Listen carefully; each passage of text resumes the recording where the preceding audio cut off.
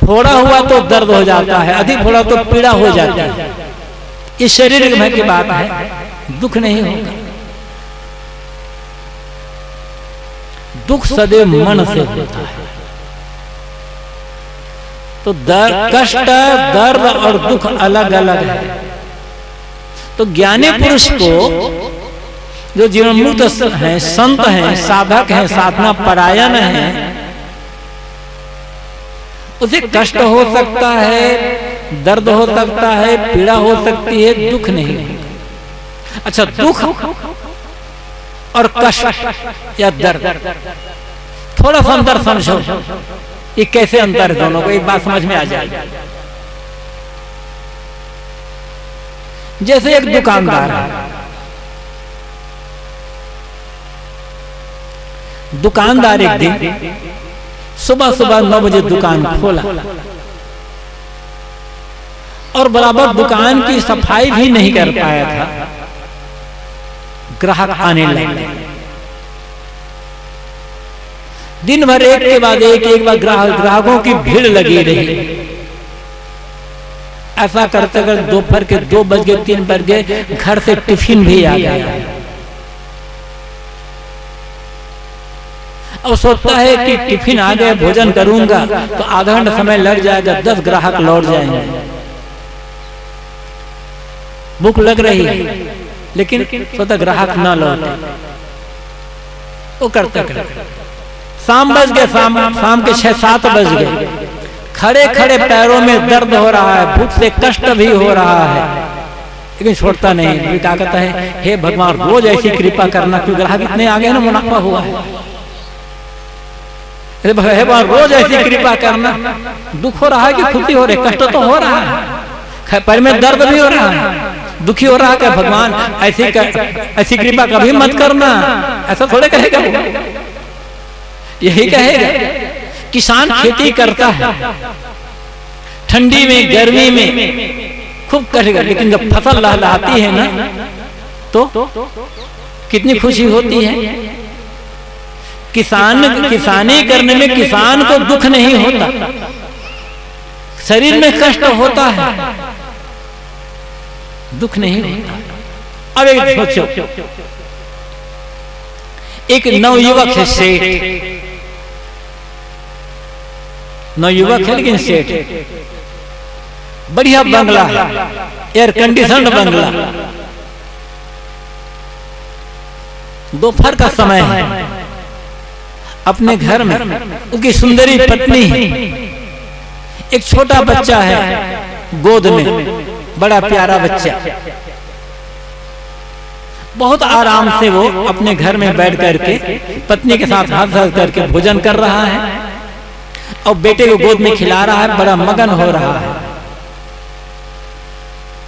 उसी समय उस नवयुवक सेठ की एक फैक्ट्री के मैनेजर का फोन आ गया कि सर, इस वर्ष हिसाब लगाया गया तो इस फैक्ट्री में 5 करोड़ का घाटा हो गया। अब कष्ट नहीं, दुखी हो गया, न पत्नी अच्छी लगती है, न बेटा, न खाना। कहाँ हो रहा है, शरीर में कि मन में? तो दुख मन में होता है, कष्ट शरीर में होता है, पीड़ा शरीर में होती है। शरीर में बीमारी आएगी, उस बीमारी से दर्द भी हो सकता है, पीड़ा भी हो सकती है, कष्ट भी हो सकता है, लेकिन दुखी होना है या नहीं होना हमारी समझ में नहीं। यदि समझ सही है, मन ज्ञान में ढला है, तो बीमारी में भी दुख नहीं होगा। भले पीड़ा होगी, भले बहुत दर्द होता होगा, दुख नहीं होगा। और बीमारी जब मन में चली गई,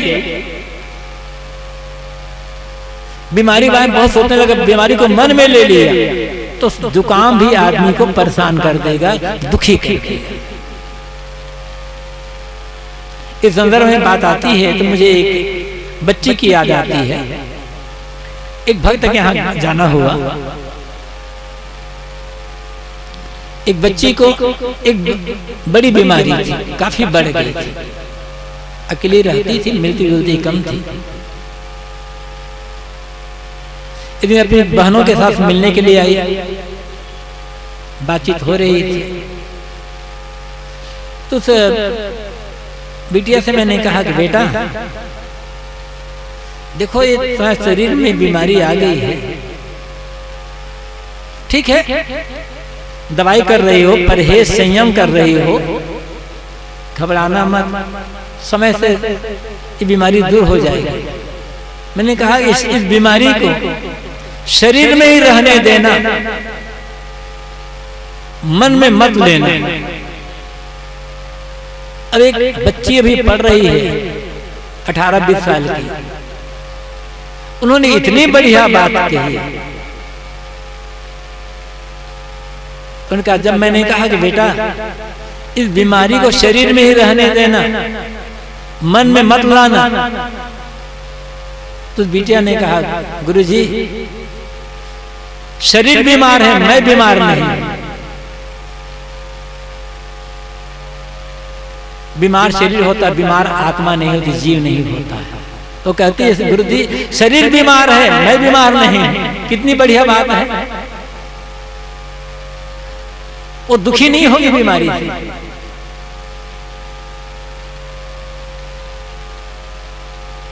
बात में ये कह रहा था बंधन और मुक्ति की पहचान क्या, जीते जी मुक्ति का अनुभव कैसे हो सकता है। और जब जीते जी मुक्ति है तो मरने के बाद भी मुक्ति मिल जाएगी। जीते जी बंधन में है तो मरने के बाद भी बंधन में ही रहना होगा। जो आज है वो कल होगा, जो आज है ही नहीं वो कल कैसे हो जाएगा।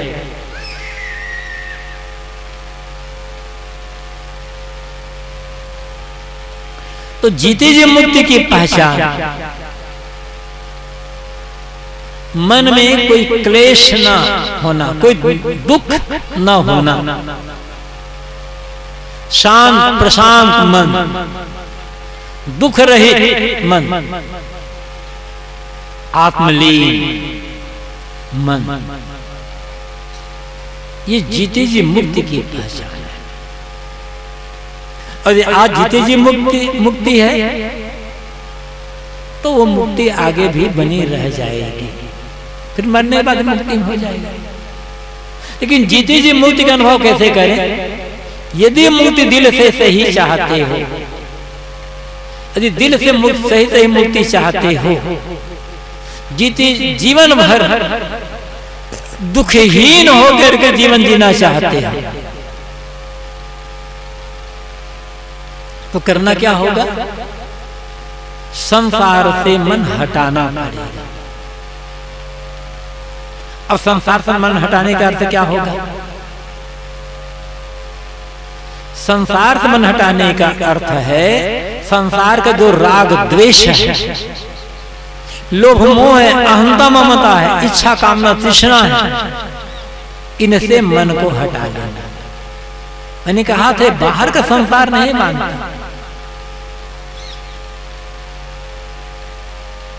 बांधता है भीतर का संसार। भीतर संसार क्या है? मन का लोभ मोह, अहंता ममता, राग द्वेष, इच्छा कामना तृष्णा, अहंकार, ये भीतर का संसार है। और यह संसार हर आदमी का अपना अलग अलग है।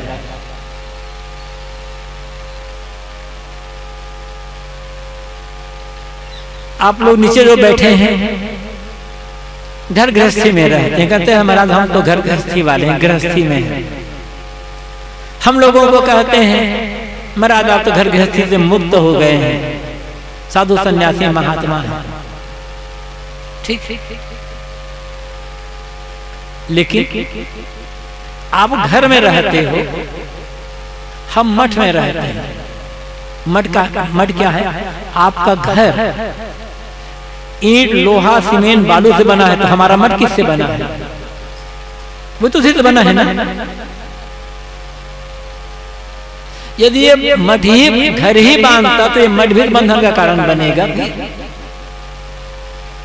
आपकी पत्नी है, महिला पति है, बीवी बच्चे बाल बच्चे हैं, हमारे गुरु हैं, गुरु भाई हैं, चेले हैं, भगत हैं, वो भी परिवार बन गया।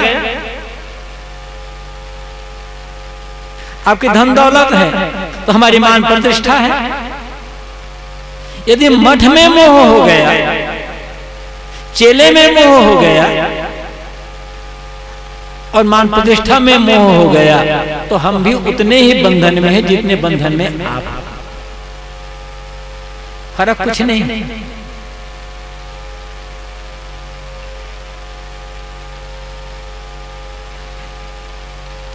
मठ में रहना मजबूरी है कि शरीर को आधार चाहिए, सहारा चाहिए। और ये मठ बनता इसलिए है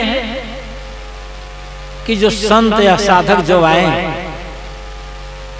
उन्हें साधना का अवसर मिले, सेवा भक्ति का अवसर मिले। साथ साथ जो भक्त लोग आए उन्हें भी धर्म परमार्थ की प्रेरणा मिले, ज्ञान की बातें। यदि मठ ना बना होता सत्संग का आयोजन यहाँ कैसे होता? किसके लिए बना है मठ? यहाँ रहने वाले साधुओं की रक्षा के लिए है, उससे ज्यादा आप लोगों के लिए बना है। लेकिन हम इसी मठ में मोह कर लें। अब मठ में रहते हैं तो मठ की व्यवस्था करनी होगी, कहीं टूट फूट हो रही है तो मरम्मत भी करवानी होगी, करना होगा, साफ सफाई भी रखना होगा। ये मजबूरी है और साथ साथ जिम्मेदारी है। लेकिन सारा काम करते हुए भी ध्यान ये रखना है कि इस मठ में मोह ना बनने पाए, इसके लिए लोभ ना बनने पाए। लोभ मोह हो गया तो बंधन हो गया। आप घर में रहते हो, घर में रहते सबकी सेवा करो, प्रेम दो, आदर दो, सम्मान दो, सेवा करो। लेकिन लोभ मोह मत बनाओ, राग द्वेष न बनाओ, इच्छा कामना तृष्णा वासना से रहित होकर के रह जाओ तो वही मुक्त हो सकते हो। कठिन है, असंभव नहीं है। जो काम एक साधु मठ में रह करके कर रहा है वही काम आप घर में रहकर करते हो तो आप भी मुक्त हो सकते हो। बस नियम का पालन नहीं करना होगा। तो संसार से मन हटाना होगा। इसका अर्थ क्या है? सांसारिकता। सांसारिकता है राग द्वेष, लोभ मोह, ममता, अहंता, और यही भव सागर है। कहा यह जाता है कि मानव जीवन भवसागर को पार करने के लिए, भवसागर से तरने के लिए मिला है। कहाँ है भवसागर जिसे तरना होगा? कहीं तो होगा ना भवसागर जिसे तरना होगा। ये जो बाहर के समुद्र हैं जिसे हम महासागर भी कहते हैं, उसे तरने के लिए तो बड़े बड़े जहाज बन गए। महीनों तर घूमते रह जाओ समुद्र में,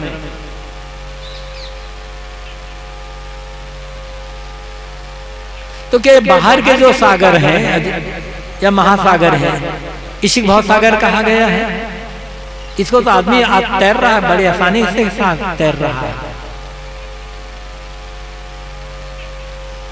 तो भवसागर वो नहीं है। भवसागर बाहर कहीं भी नहीं है। और भवसागर को तरने के लिए बाहर कोई साधन भी नहीं है। सदगुरु कबीर ने बताया है कि भवसागर क्या है और उसे तरने के लिए जहाज क्या है,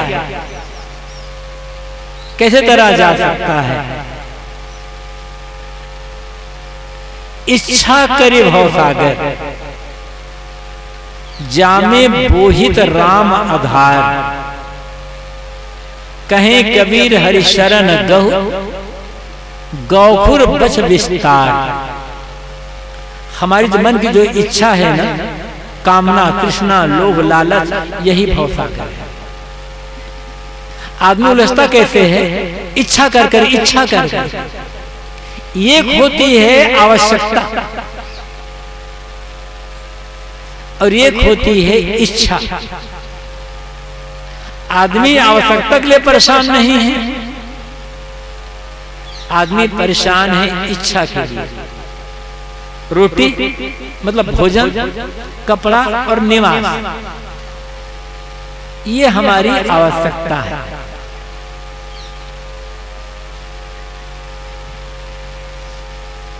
पेट भरने में कुछ न कुछ चाहिए, हमारी मजबूरी नहीं है, हम इसके बिना जी नहीं सकते। कुछ भी खाने को मिल जाए, भूख दूर करने के लिए कुछ भी मिल जाए, और मिल ही रहा है आदमी का।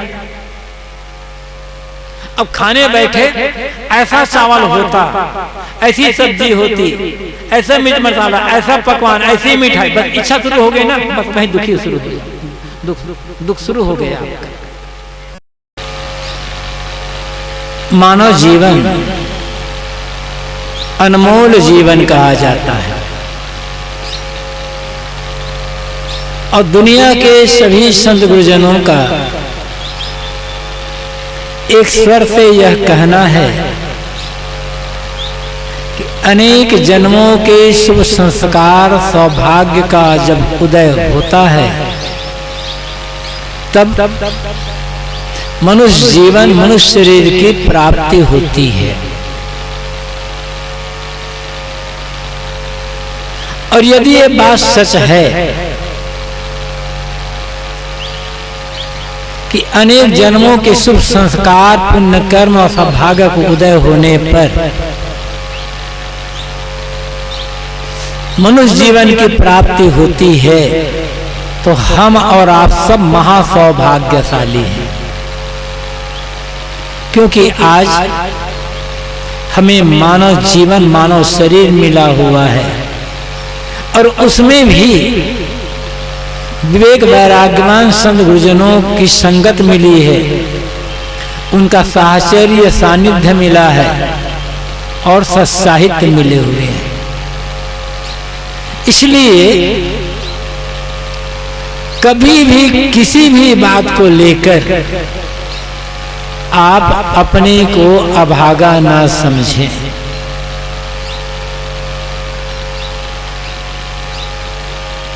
कभी किसी बात को लेकर निराश और हताश ना हो। आप महासौभाग्यशाली हैं, अपने सौभाग्य को समझिए। बात है, सदगुरु कबीर कहते हैं, बीत गए दिन भजन बिना रे, ऐसा उत्तम मानव जीवन भजन के बिना बीतता चला जा रहा है, और अब तो जीवन का अंतिम समय आ गया है। इसका अर्थ होता है मानव जीवन की सार्थकता भजन करने में है। दो चीजें हैं, एक है भोजन और एक है भजन। और जीवन में हमें दोनों की आवश्यकता है, क्योंकि हमारा ये जीवन, हमारा ये शरीर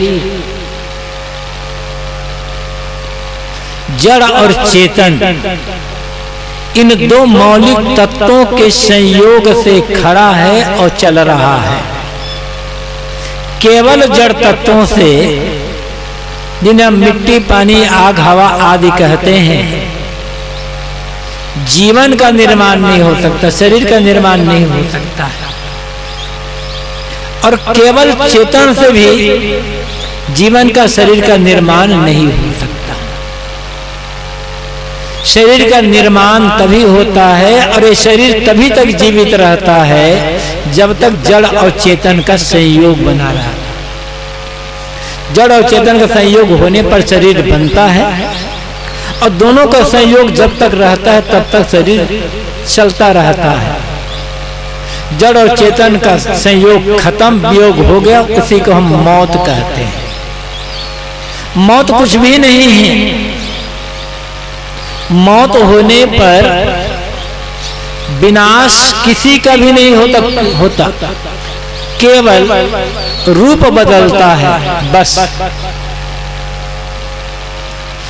जिन मिट्टी पानी आग हवा से इस शरीर का निर्माण हुआ है, एक दिन शरीर उसी में मिल जाता है। और जी तो अमर है ही, उसका विनाश कभी होना ही नहीं है, रूप बदल गया बस। ऐसे जीव का रूप नहीं बदलता, जीव तो ये एक रस है। लेकिन जिस शरीर में आज जीव है, यदि मुक्ति नहीं हुई तो कर्म संस्कारों के अधीन होकर वह दूसरे शरीर में जाएगा, एक नया रूप धारण कर लेगा और नया रूप किसे धारण करेगा? उन्हीं मिट्टी पानी आग हवा से। तो मौत होने पर न जड़ तत्वों का विनाश होता है और न ही जीव का विनाश होता है। जड़ और चेतन दोनों अनादि है, अनंत है। रूपांतरण इसी में होता रहता है और रूपांतरण में निर्माण और विनाश चलते रहते हैं। तो हमारा जीवन जड़ और चेतन इन दोनों के संयोग से बना है और दोनों के संयोग से हमारा मन बन गया है। जड़ तत्वों में मन नहीं है, मिट्टी पानी आग हवा में मन नहीं है, और चेतन में तो मन है ही नहीं। दोनों के संयोग जब शरीर बनता तभी मन बनता है, देख सुन भोग करके। जिसके बारे में हमने कभी न पढ़ा है, न सुना है, न जिसे देखा है, न जिसका अनुभव है, उसके बारे में हमारा कोई मन नहीं है। जब हम देखते हैं, सुनते हैं, पढ़ते हैं, इंद्रियों द्वारा उपभोग होता है, उनके संस्कार बनते हैं, बस धीरे धीरे मन का निर्माण हो जाता है।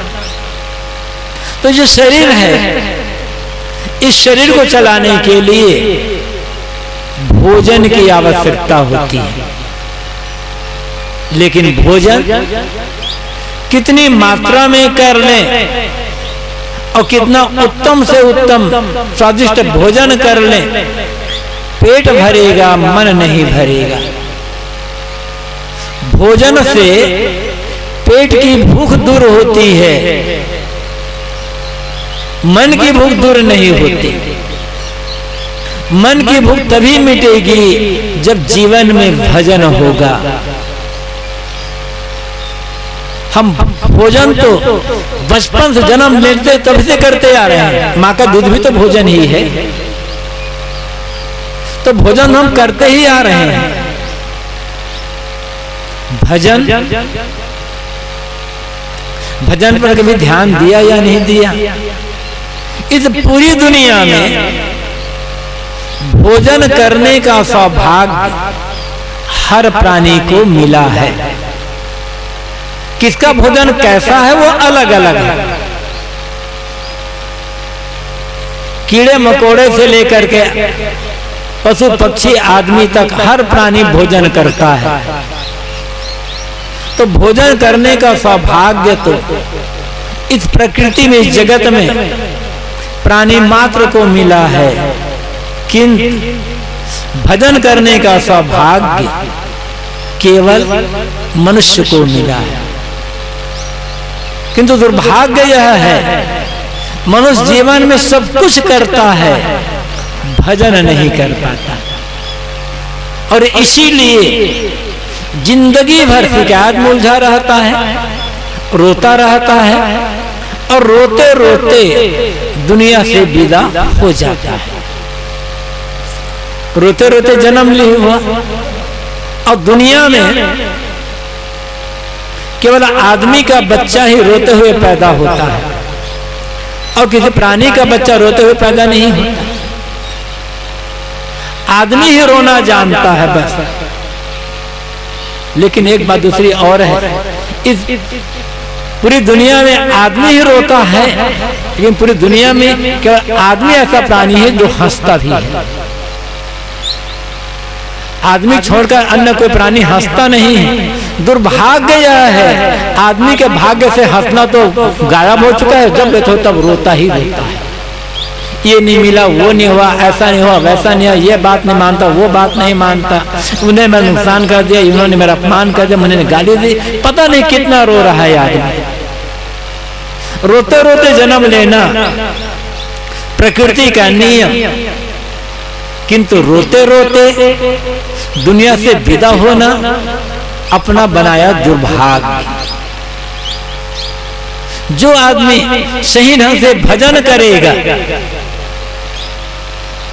वो कभी न तो जिंदगी में रोएगा और ना अंतिम समय में रोते रोते यहाँ विदा होगा तो हंसते हुए जाएगा। सदगुरु कबीर ने जो कहा है, कबीर जब हम पैदा हुए जग हंसे हम रोए, ऐसी करनी कर चलो हम हंसे जग रोए। अंतिम समय हंसेगा कौन? जो भजन करेगा। सब कुछ तो हो रहा है, भजन ही नहीं हो रहा है। एक कड़वी बात कड़वी नहीं, बात तो सच है, लेकिन सच बात कड़वी लगती है। और लोग कहते हैं साहब सत्य बहुत कड़वा होता है। हकीकत यह है सच न कड़वा होता है न मीठा होता है, सच केवल सच होता है। तब सच कड़वा क्यों लगता है? इसलिए सच कड़वा होता है कि हमें झूठ मीठा लग रहा है, इसलिए सच कड़वा लग रहा है। जिस दिन झूठ में मिठास का अनुभव नहीं होगा, जिस दिन झूठ मीठा नहीं लगेगा, जिस दिन झूठ में मोह नहीं होगा, उस दिन सच कड़वा नहीं लगेगा। हम झूठ के बड़े प्रेमी हो गए हैं, इसलिए हमें सच कड़वा लगता है। थोड़ी देर पहले मैंने कहा था कि दुनिया में भोजन करने का सौभाग्य प्राणी मात्र को है। पशु पक्षी भी भोजन कर लेते हैं, किंतु भोजन और भजन दोनों करने का सौभाग्य केवल और केवल मनुष्य को मिला है। जो केवल भोजन करता है उसे हम जानवर कहते हैं, जो भोजन भी करता है भजन भी करता है उसे मनुष्य कहते हैं। और मनुष्य रे पाकर के जो केवल भोजन करता रह गया भजन नहीं किया, उसे क्या कहना चाहिए मुझे मालूम नहीं है।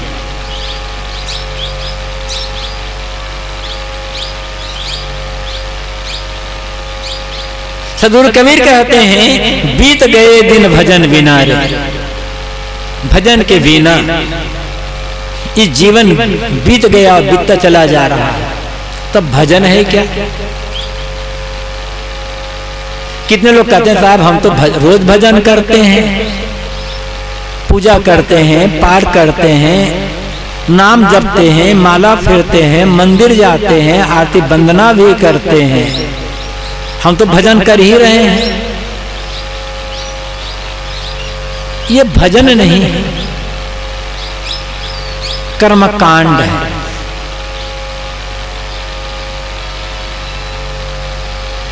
इनकी आवश्यकता है, ये बिल्कुल निरर्थक ऐसा मैं नहीं कह सकता। इनकी आवश्यकता है। जैसे एक छोटा बच्चा होता है, रोता है, परेशान करता है, तो माँ खिलौना पकड़ा देती है। खिलौना पाकर के बच्चा कुछ देर के लिए खुश हो जाता है। लेकिन खिलौना कितना कीमती से कीमती क्यों ना हो, उस खिलौने से बच्चे का पेट तो नहीं भरेगा, उसे सही दूध की आवश्यकता हो। ऐसे ही हमारा मन जो परेशान करता है, उसे बहलाने के लिए ये पूजा पाठ खिलौने हैं बस। जो समान प्रकृति के लोग हैं, जो आगे अध्यात्म को परमार्थ को समझ नहीं सकते, उन्हें खिलौना पकड़ा दिया गया। लेकिन दुर्भाग्य यह है कि आदमी जिंदगी भर बच्चा ही बना रह गया, खिलौना ही खेलता रह गया, आगे बढ़ने का नाम नहीं लिया। तो पूजा पाठ, नाम जप, हवन तर्पण, आरती वंदना एक खिलौने हैं। ये भजन के बिल्कुल स्थूल रूप हैं। भजन क्या है और कैसे माने कि हम भजन कर रहे हैं? भजन जीवन उतर रहा है, कहें समझ में कैसे आएगा?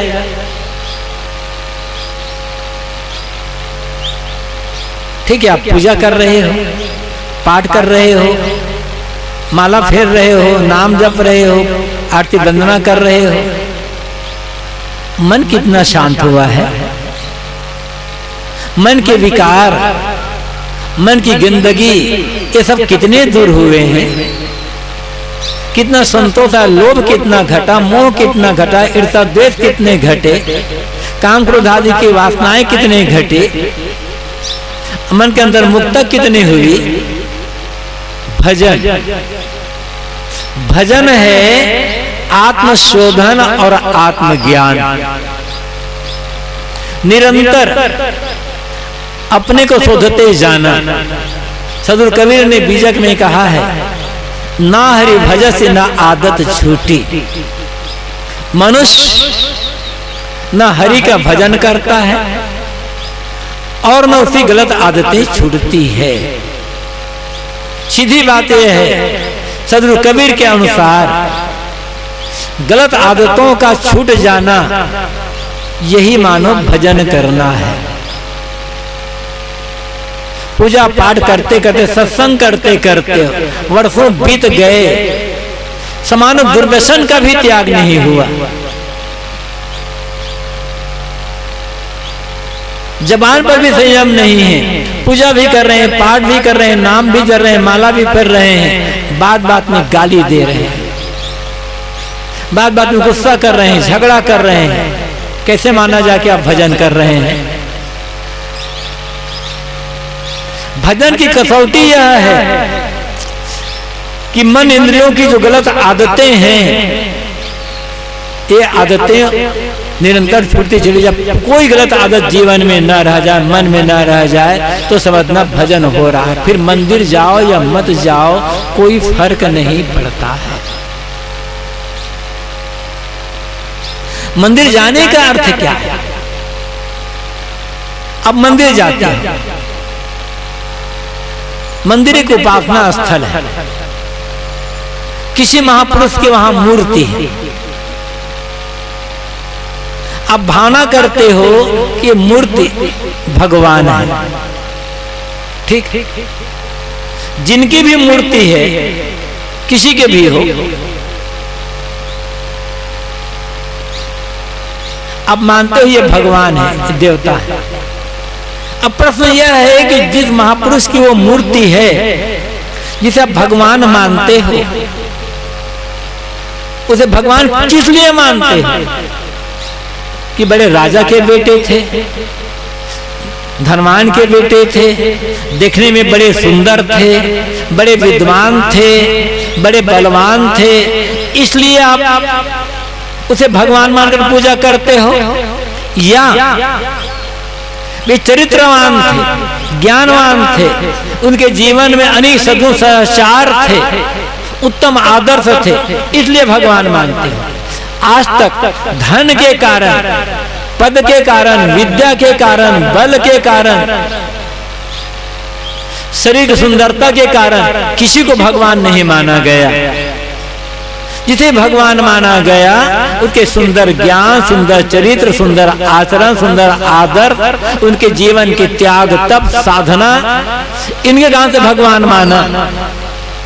तो जिसकी उपासना कर रहे हो भगवान मान करके, उसके जीवन के जो आदर्श है, त्याग, तप, साधना, ज्ञान, वैराग, यदि जीवन में उतर रहे हैं तो समझ लेना आप भजन कर रहे हो बस।